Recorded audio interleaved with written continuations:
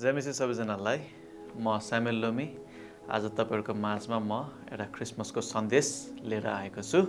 तपाईहरुले सुनिदिनु होला। यशाया 9 अध्यायको 6 पदमा यसरी लेखिएको छ, किनभने हाम्रो निम्ति एकजना बालकको जन्म भएको छ, हाम्रो निम्ति एकजना छोरो दिएको छ, शासन उहाँको काँधमा हुनेछ, उहाँ अचम्मका सल्लाहकार, शक्तिशाली परमेश्वर, अनन्तका पिता, शान्तिका राजकुमार कहलाइनु हुनेछ।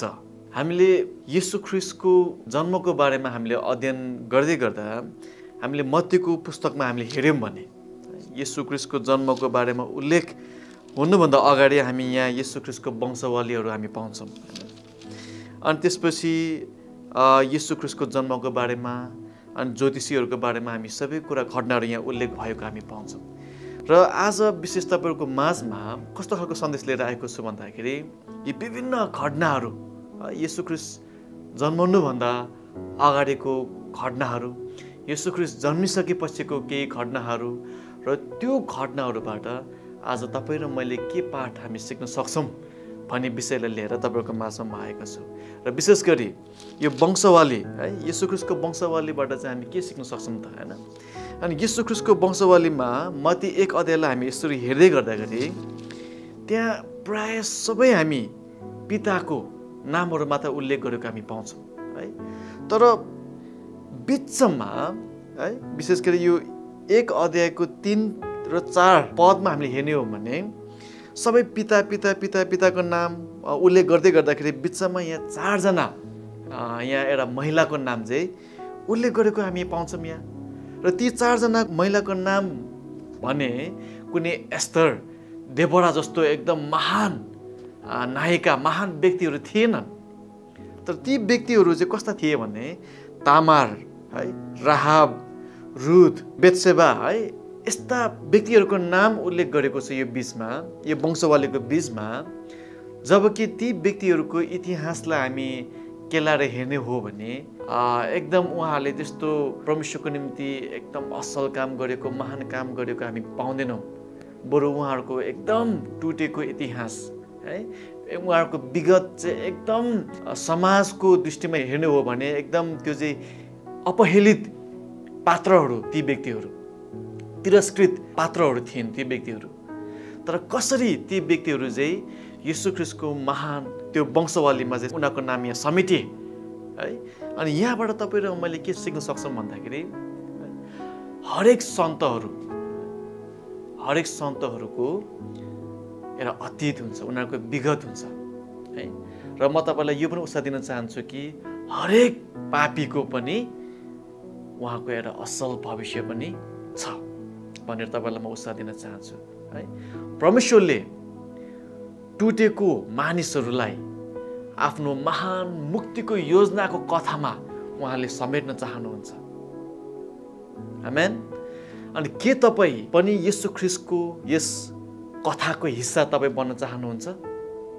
दोस्रो कुरा, येशू ख्रीष्ट जन्मनुभन्दा अगाडि येशू ख्रीष्ट मानिसको रूप, मानिसको देह धारण गर्नुभन्दा अगाडि 400 वर्षको एउटा सुनसान समय थियो।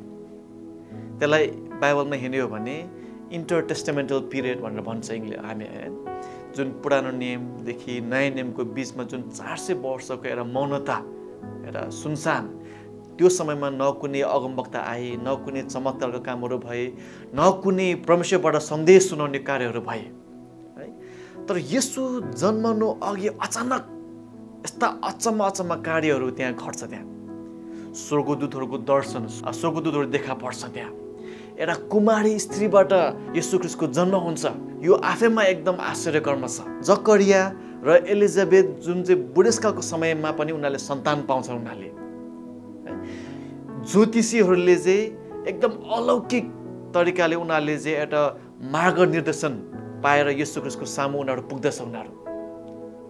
अनि यस्ता अचम्मको कार्यहरू चाहिँ येशू ख्रीष्टको जन्मभन्दा अगाडि यी सबै कुराहरू घट्छ। यी कुराबाट तपाईँ म के सिक्न सक्छौँ भन्दाखेरि तपाईँ र म जति तपाईँ र म येशू ख्रीष्टको नजिक हामी जान्छौँ, तपाईँहरू मेरो जीवनमा आश्चर्यकर्म कामहरू हुँदछ। तपाईँ र मैले सोच्दै नसोचेको कुराहरू तपाईँ र मेरो जीवनमा उहाँले गर्न चाहनुहुन्छ। तपाईँको र मेरो जीवनलाई रूपान्तरण उहाँले गर्न चाहनुहुन्छ। के तपाईँ येशूको नजिक तपाईँ जान तयार हुनुहुन्छ? तेस्रो कुरा, यूहन्ना 3:16 के भन्छ? किनकि परमेश्वरले संसारलाई यस्तो प्रेम गर्नुभयो कि उहाँले आफ्नो एकमात्र पुत्र यस संसारलाई दिनुभयो, ताकि जसले उहाँमाथि विश्वास गर्छ ती नाश नहोस् तर त्यसले अनन्त जीवन पाओस्। सबैभन्दा महान उपहार त परमेश्वरले त उहाँले आफ्नो एकमात्र पुत्र तपाईँ र मेरो निम्ति दिनुभयो। सबैभन्दा महान है, येशू ख्रीष्टले स्वर्गको सबै भयभावलाई त्यागिकन आज तपाईँ र मेरो निम्ति संसारमा आउनुभएको छ।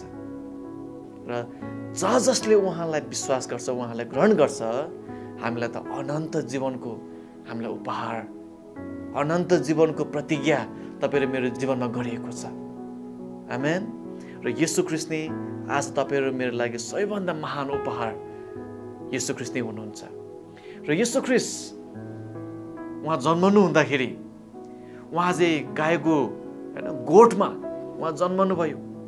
र गाईको गोठको त्यो दृश्यलाई जब हामी हेर्छौँ एकदम अँध्यारो हुन्छ, जताततै फोहोर छ, एकदम अपवित्र छ है। येशू ख्रीष्ट जस्तो महान राजा, त्यो महान राजा चाहिँ त्यस्तो ठाउँमा, त्यस्तो अपवित्र ठाउँमा उहाँ जन्मनु चाहिँ त्यो चाहिँ अयोग्य थियो। त्यो ठाउँ, त्यो गोठ एकदम अपवित्र, उहाँ जस्तोको लागि त्यो चाहिँ अयोग्य थियो। त्यही पनि उहाँ जन्मनु भयो त्यो गोठमा। आज त्यो गोठले तपाईँ र मेरो हृदयलाई त्यसले चाहिँ चित्रण गर्दछ। आज त्यो गोठ चाहिँ आज तपाईँ र मेरो हृदय हो, जुन चाहिँ पापले भरिएको, टुक्रिएको र परमेश्वरको उपस्थिति पाउन योग्य नभएको हाम्रो हृदय। हामी अयोग्य छौँ हामी, तर पनि आज त्यही तपाईँ र मेरो त्यो टुटेको हृदयमा, त्यो पापी हृदयमा, त्यो अयोग्य हृदयमा उहाँ चाहिँ जन्मन उहाँ चाहनुहुन्छ। कसरी सम्भव छ त? जब तपाईँ र म हामी विश्वास गर्छौँ र हामी प्रस्ताव गर्छौँ र हामी जब हाम्रो हृदयलाई उहाँमा खोल्छौँ, उहाँ आज तपाईँ र मेरो जीवनमा जन्मन चाहनुहुन्छ।